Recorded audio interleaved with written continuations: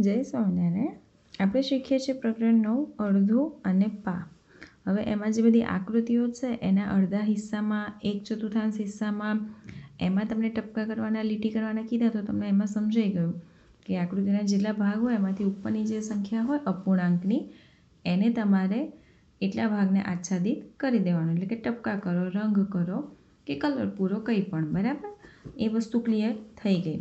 હવે પ્રશ્ન 6માં એવું કીધું છે કે અડધી આકૃતિમાં રંગ પૂરો, અને એક ઉદાહરણ આપ્યું છે. અડધી આકૃતિમાં રંગ એટલે કેવી રીતે કે આ આકૃતિની અંદર 3, 1, 4, 5, 6, 7, 8 ટોટલ 8 આવી રીતે થાંભલીઓ આપી છે. બરાબર, એમાંથી એ લોકોએ ગમે તે 4ની અંદર કલર પૂર્યા છે અને 4 ખાલી છે.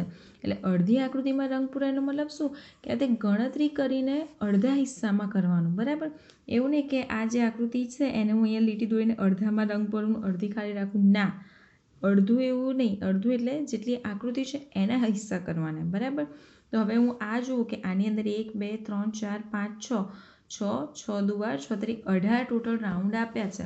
એમાંથી હું અડધા રાઉન્ડમાં મારે આચ્છાદિત કરવાનું. તો કેટલા થશે? 18ના અડધા થશે. યસ, 9. બરાબર, તો હું સપોઝ અહીંયા આવી રીતે આચ્છાદિત કરી દઉં. એક આમાં કરું. બરાબર, 2, પછી 3, મારે 9 ખાના કરવાના છે. તો 4, 5, 6, 7, 8 અને 9. ઓકે, આવી રીતે અડધામાં થયું છે, અડધામાં નથી થયું. હવે આ ફ્લાવર છે તો આમાં 1, 2, 3, 4, 5, 6, 7, 8, 9, 10 ફ્લાવર છે. તો ગમે તે 5માં મારે આવી રીતે કલર કરવાનો. તો એક ઉપરનું લઉં, એક નીચેનું લઉં, તે 5 હું લઈ લઉં છું અત્યારે. બરાબર, એટલે થયું અડધા હિસ્સામાં. હવે એવી જ રીતે છે આકૃતિના 1/4 રંગ એટલે ચોથો ભાગ. તો હવે આમાં 4 આકૃતિ છે, ચોથો ભાગ એટલે કોઈ પણ એકમાં જ. બરાબર, એટલે આ એકમાં જ મેં કલર કર્યો.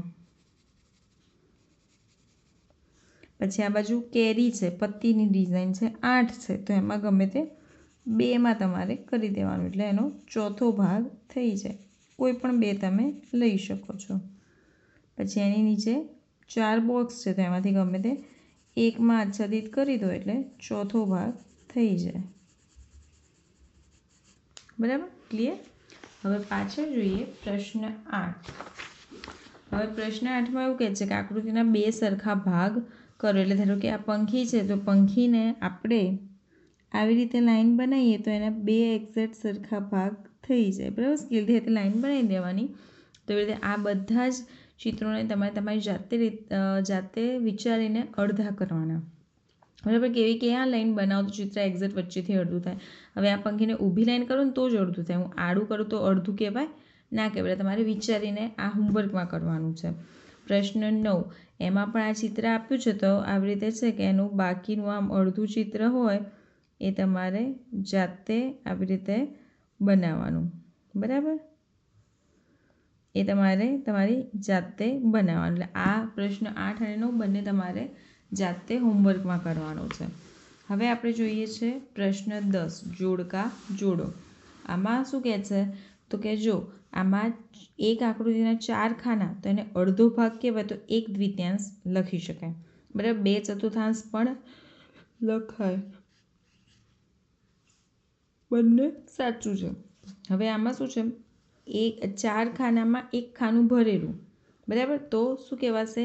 1/4. અને આમાં 1/4 છે છેક નીચે ડીમાં. બરાબર,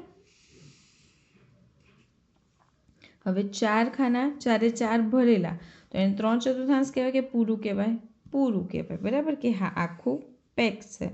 અને પૂરું એટલે 4 અને 4, કે 4 ખાના 4 ભરેલા. અને આમાં 3/4 એટલે ક, અને આમાં છેક ઉપર એ. બરાબર, આવી રીતે જોડકા છે. હવે આગળ પ્રશ્ન 11. દીપ્તિના પપ્પા જન્મદિન નિમિત્તે એક કેક લાવ્યા. દીપ્તિએ કેકને 4 સરખા ભાગમાં વહેંચી.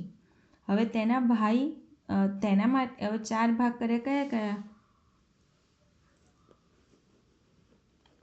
તો કે એનો ભાગ એનો ભાઈ વિશાલ માટે, એની મમ્મી અને પપ્પા માટે. બરાબર, આવી રીતે એણે 4 ભાગ કર્યા. તો હવે જોઈએ એના આધારે પ્રશ્નોના જવાબ લખવાના છે. બરાબર, તો આપણે એની કેક જે જોઈએ, અહીંયા એની કેક છે, તો કેકના દરેક ભાગમાં અલગ અલગ રંગ પૂરવા.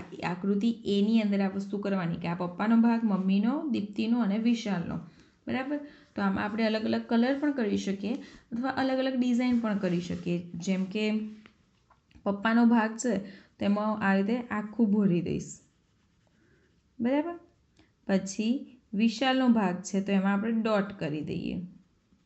ઓકે, પછી મમ્મીનો ભાગ છે તો એમાં આપણે આવી રીતે લીટી કરી દઈએ ચેક્સવાળી.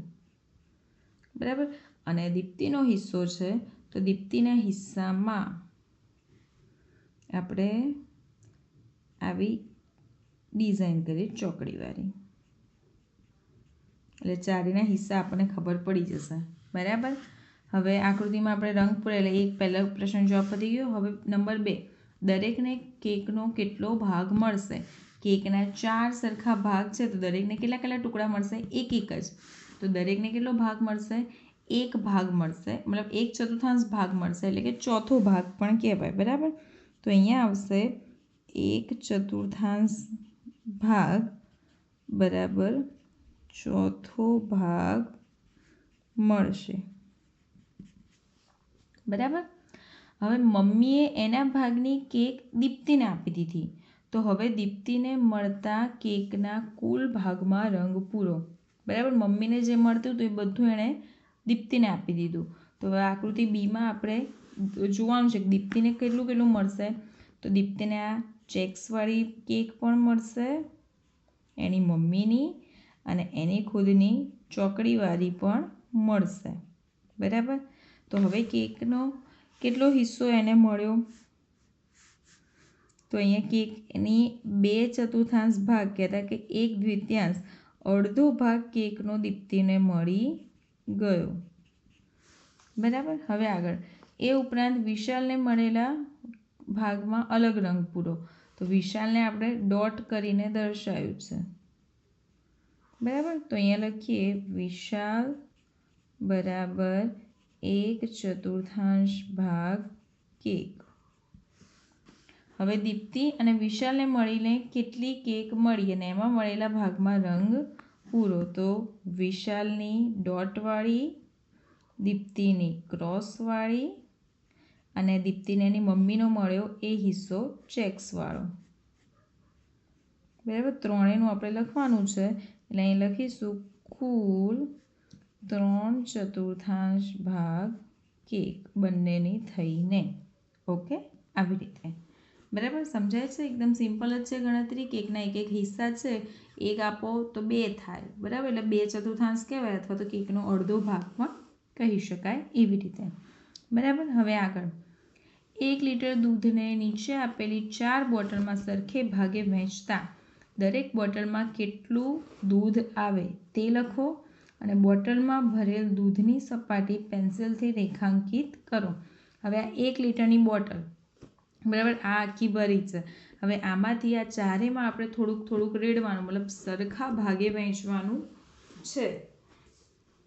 તો દરેકમાં કેટલું કેટલું આવે? 1 લીટર એટલે આપણને ખબર જ હશે કે 1 લીટર બરાબર 1000 મિલી.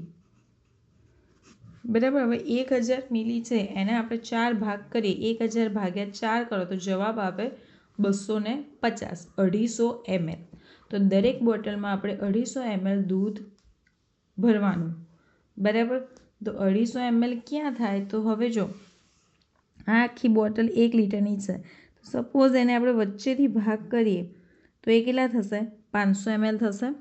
બરાબર, હવે આ 500 થયા અને આ નીચેનું અહીંથી એનું 500 છે. બરાબર, હવે 500ના પણ આપણે અડધા કરીએ તો 500ના અડધા લગભગ અહીંયા આવે એ થશે 250. બરાબર, હું અહીંયા આશરે લખી દઉં છું. આ છે 500, આ છે 250. બરાબર, આ છે 1 લીટર. ઓકે, તો હવે આકૃતિમાં આપણે દર્શાવવાનું છે. આ આપણે લાઈન કરી તો આ બધું દૂધ 250 ml. તો અહીંયા પણ 250 ml. આ બોટલ પણ સરખી જ છે એટલે બધામાં એક સરખું અહીં સુધી જ ભરાશે. બધામાં આપણે 250 લખવાની જરૂર નથી, આપણે પહેલાંમાં ખાલી લખી દીધું છે. હા, અહીંયા નીચે આન્સરમાં લખી દેવાનું કે આને મળશે 250 મિલી, આને 250 મિલી, આને પણ 250 મિલી અને છેલ્લે પણ 250 મિલી. Okay, done. આવી રીતે બરાબર. હવે આગળ બમાં શું કહે છે કે 1 લીટર ગુંજસવાળી બોટલમાં દર્શાવ્યા મુજબ દૂધ ભરી પેન્સિલથી રેખાંકિત કરો. હવે 1 લીટરની બોટલમાં 1/2 લીટર એટલે 1 લીટર બરાબર 1000 ml, તો અડધો લીટર તો 1000ના અડધા, તો આપણે અહીંયા લખી દઈએ 1/2 લીટર બરાબર 500 મિલી. કેવી રીતે આવ્યા? તો 1000 ભાગ્યા 2 કર્યા, બરાબર, એવી રીતે 500 આવ્યા. ઓકે, તો હવે આ બોટલ 1 લીટરની છે, તો એક્ઝેક્ટ એની વચ્ચે કેટલા થશે?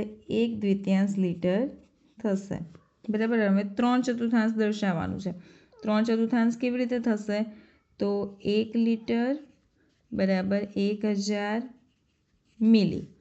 હવે 1000 ગુણ્યા 3 ભાગ્યા 4, તો 1000 તરી 3000 ભાગ્યા 4, તો અહીંયા આવશે 750 મિલી. તો 750 મિલી આપણે આ 3/4 કરવાનું. 750 એટલે જો આ કેટલા છે? આ 500 છે, અડધા, બરાબર. આ બેના ફરીથી અડધા કરો, બરાબર, એટલે આ જે જગ્યા થઈ એ થશે 3/4, બરાબર, એટલે કે 750 મિલી. બરાબર, સમજાઈ ગયું? એટલે ખાસ સિમ્પલ આવી રીતની જ ગણતરી છે કે જે પણ તમને કહે કે ટોટલ આટલી સંખ્યામાંથી 1/2 કે 2/3 કે એવું કોઈ પણ ભાગ કહે તો ઉપરની સંખ્યાનો ગુણાકાર કરી દેવાનો અને જે જવાબ આવે એમાંથી નીચેની સંખ્યાનો ભાગાકાર કરી દેવાનો, બરાબર. પછી આ દાખલો તમે ગણતો તો એવું નહીં કે 1000 ગુણ્યા 3 કર્યા પછી 1000 ભાગ્યા 4 કરવાના, ના. એ આ બંનેનો ગુણાકાર 3000 આવ્યો તો 3000 ભાગ્યા આપણે 4 કરવાના. એ વસ્તુને ખાસ ધ્યાનમાં લેવાની, બરાબર. અને સ્વાધ્યાયપોથીમાં આ બધું જે પૂરાયું છે, જેની પાસે સ્વાધ્યાયપોથી હોય એ સ્વાધ્યાયપોથીની અંદર લખશે, ના હોય તો નોટમાં લખજો. અને બીજું પ્રેક્ટિસ વર્કમાંથી થોડુંક આપીશ હું, એ તો બધું કમ્પલસરી દરેકે નોટમાં લખવાનું જ રહેશે, બરાબર. જય સ્વામિનારાયણ.